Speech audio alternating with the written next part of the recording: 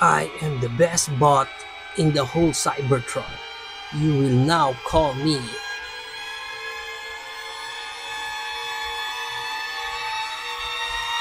Badasitron. Oh, hi there, B. Oh, hi there, small bot B. Hey, Kid Robot, what's up? Oh, come on. I just told you. Call me Badasitron. Yeah, right. And itong toy na re-review natin for today. This is the YOLO Park Transformers 1 Cogbot Mode Bumblebee / B127, aka Badasitron. Bago tayo mag-start sa ating toy na re-reviewin for today, special shoutout muna sa YOLO Park for sending this B127 Cogbot Mode for us to review here on our channel. Once again, YOLO Park, thank you so much. And as you can see here, ganito nga ang klaseng packaging ang meron siya sa harap. And meron siyang window type dyan. And na makikita nyo na agad yung mga parts ng main figure natin. And then dito sa loob ng kanyang window, mga obligatory product shot ni B127. And sa likod, yung mga iba pa natin products, Cogless Bot Mode, Cogbot Mode, and yung mga final form ni D16 and Orion packs. Nandito na rin yung instructions and yung mga accessories na included doon sa ating main figure. Sa side niya, pangalan lang ni B127 and pictures niya, ganoon din sa kabila. Sa ibabaw, title lang ng Transformers 1 with their pictures, and sa ilalim, mga wordings lang. Pag na-unbox natin dito si B127, may kasama lang siyang parang leaflet yata to. Ito yung mga parang binibigay nilang giveaways. May kasama pa siyang isang paper dito, which is yung mga QR ng YOLO Park, na kung saan pwede nyo rin sila ma-reach out through their customer support. And as you can see here, nandito naman yung ating manual pag i-assemble nyo na si B127. And nakaka-clamshell pa nga dito ang ating main figure, so it's assemble time!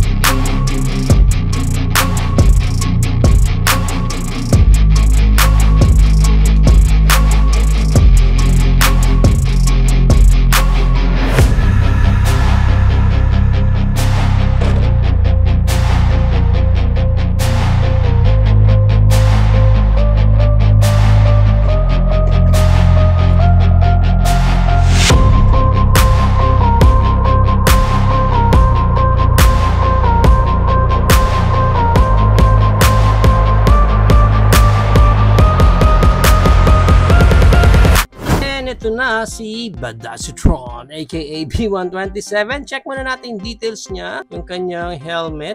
Yan. Ganda oh. Ang ganda ng helmet niya. Yung visor niya parang transparent din eh. Parang kita mo din yung pinakaloob. And then yung overall color dito ni Bumblebee, ang ganda. Nasanay tayo kay Bumblebee na pure yellow talaga siya. Pero sa movie kasi, mas prominent yung mga metallic colors nila. So yung yellow niya, medyo nagmumukhang gold talaga. Wherein, ang ganda nung kinalabasan dito kay B127. Iba pa niyang details, ang ganda nung sa body niya, yan, sa front, ganda, even yung sa paa niya, ang ganda oh, sa side niya, ganyan ang itsura niyan, yan, ito pa, and then sa likod, ang ganda nung back part niya dyan, ang linis tingnan, sa ilalim, ganyan, and sa ibabaw, nice, ang ganda nung overall look dito ni B127. Now, let's proceed na sa kanyang articulation sa head niya. Of course, naka-ball joint yan, so, naro-rotate niya ng ganyan, may look up siya ng ganyan, ang ganda nung look up niya, ganyan dapat ang mga look up, then look down niya, ang ganda rin, ang ganda ng articulation niya dyan sa neck. And then dito sa shoulder pad niya, natataas yan ng ganyan para hindi maging hindrance sa kanyang articulation. And then yung kanyang Creed moment with arms wide open, ganda din. And then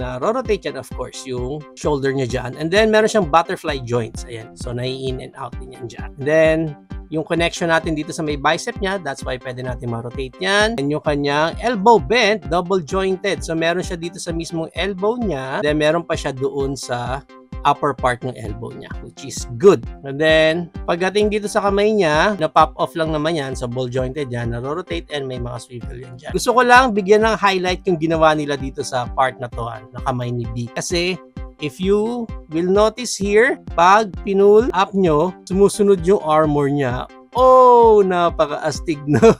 Di ba? Napaka-astig. Akala mo may matatanggal na part pero kasama yon sa pinaka-gimmick no articulation or ng armor ni B. Sumusunod yung armor niya. Ang galing. Wala naman siyang bearing pero still they include yung ganung klaseng gimmick, which is good. Ang galing.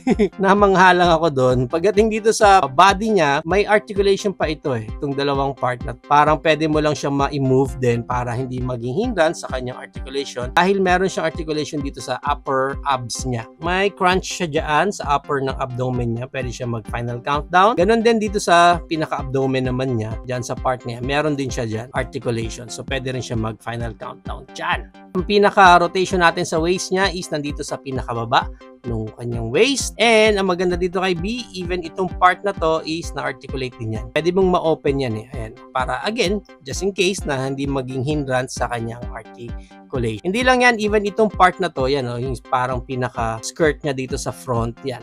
Pwede rin ma-articulate yan. Nagagalaw din. Para again, hindi maging hindrance kung meron kayong articulation na gagawin sa part na yan. And yung kanyang high kick, ganda nung high kick niya. Sobrang taas nung high kick dito ni B. And yung kanyang back kick, sakto lang din yung kanyang back kick. Wala na siyang any leg extension dyan.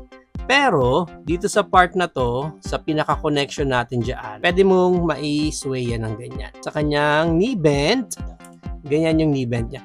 Yung knee bend niya, medyo nakukulangan ako kasi tumatama naman itong pinaka-armor niya dito. Tingnan natin kung pwede rin ma-articulate para hindi magkaroon ng hindrance. Hindi. Natatanggal na siya. Oh my gulay, nasira yung sa atin guys. Naputol. Ayan, lumabas yung pin. Oh, ayun may part ako dito na naputol.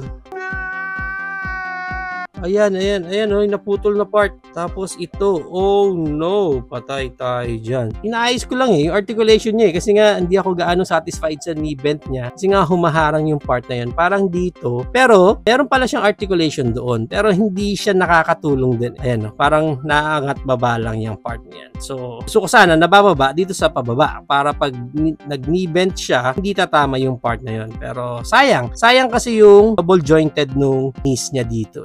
Pagka double jointed pero yun lang, nasira yung sa atin. So double jointed yan dyan. Actually pwede ko siyang tanggalin hindi naman naapektuhan yung overall articulation. Tanggalin ko na lang tong pin na to.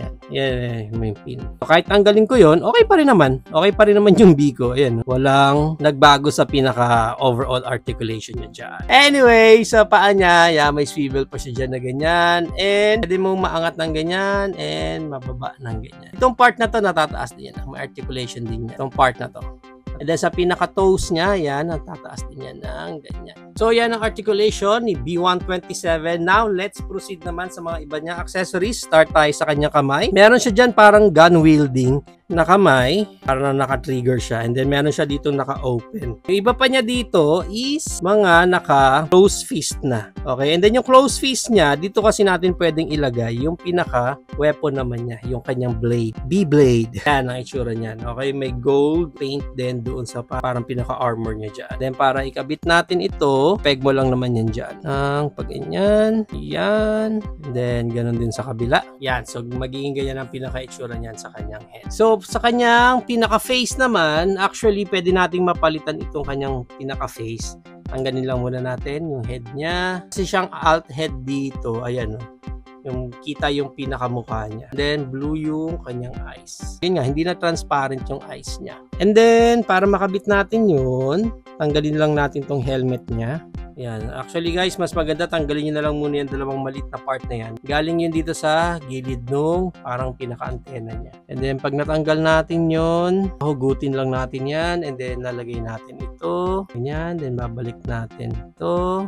Balik natin yan. Medyo downside yun kasi ang liit, sobrang liit nung part na to para maging hindrance pa doon sa pinaka-helmet. I don't know bakit hiniwalay pa itong part part na to wherein sana sinama na lang nila or in-include na lang doon sa pinaka top helmet niya. Hindi nyo matatanggal yung top helmet niya hanggat hindi nyo rin tinatanggal itong dalawang maliit na part na ito wherein medyo hassle Ang hassle lang na kailangan nyo pang tanggalin yung parts na yon para lang mapalitan mo yung buong head niya. Kapit na natin to sa kanya. Yan. Okay, cute din naman si B. Ayan, si Bumblebee. Kumakaway-kaway na. Super friendly B. Ayan. Okay, yan ang itsura ni Bumblebee pag ganyan yung alt head na gamit niya. Next, itry naman natin itong kanyang bang-bang dito. Yan. So, ipepeg lang natin yan dyan. And ang pinaka-itsura ng kanyang bang-bang, yan. Mukhang arc reactor lang ni Iron Man. Pero may color pa ng yellow doon. Paano. And then, para makabit natin yan, i-pop off lang natin ito. Kamay niya. Yan. Then, pop in naman natin ito. Yan. Shink! Ang cute lang nung dating. Parang hindi ako sanay na ganyan lang. Anyway, yan ang itsura niya. Yan ang itsura niya. At kung gagamitin niya yan, kanyang bang-bang, pitching. But of course, ang pinaka-best niyan kung gamitin natin yung kanya Badasitron Blade. Yan, and then pop off na rin natin itong isang kamay niya. Then pop in natin ito. Yan, alright. Yan, no? Yan ang itsura niya pag gamit naman niya yung kanyang Bumblebee Blade. Pwede niya siyang mag-sting like a bee. Ganda. Mas maangas ang itsura niya talaga pag yan ang gamit. Ang ganda. Now, para sa height ni B127, ang height niya is 6.5 inches siya. Yan ang maganda niyan. I-compare pa natin siya sa iba pa nating Cogbot mode tulad ng ating Elita 1, Orion Pax, of course ang ating D16. Yan, ganda. So, sila yung pinaka main characters doon sa movie, diba? So, magiging ganyan ang pinaka-itsura niya. But of course, i-compare pa rin natin sila sa iba pa nating mga cogless bot mode naman. Sorry, no, wala pa ako nung cogless bot mode ni B127. So, include na lang muna natin ang ating cogless na si Elita 1, ang ating cogless na si D16. Mag-include na rin tayo ng ating core class, Optimus Prime, and ang ating Siege na Quintesson Judge. And let's include our SS Studio Series Soundwave. Yun, no? Medyo maliit si Soundwave para dito sa likod. So, yan ang ating height comparison. If you are planning to buy this B127 na Cogbot mode, ang price range niya is around 1,000 pesos up to 1,500 pesos. Depende na lang again kung saan kayo makakuha ng specific copy nyo nito. There you have it now, guys. Ito na ang ating YOLO Park Transformers 1 Bumblebee aka B127 aka Badasitron. What do you think of this B127? Is it a go for you or a no for you? Whatever your thoughts, please comment it down below. But for me, totally na-appreciate ko ito figure natin na ito na B127. Overall kasi sa color scheme pa lang niya, yung color pa lang niya, ang lakas na nung dating niya yung pagka-gold niya. Imagine niyo siguro kung plain yellow lang, yung common yellow na nakikita natin Bumblebee. I don't think na magkakaroon ng ganung kalakas na striking para sa akin. But since metallic din yung yellow na ginamit sa kanya na nagbumuka na nga siyang gold, may wow factor talaga kaagad dito si B127. Bukod pa yon sa magandang details din talaga na binigay sa kanya. So, yung overall design talaga niya dito, ang ganda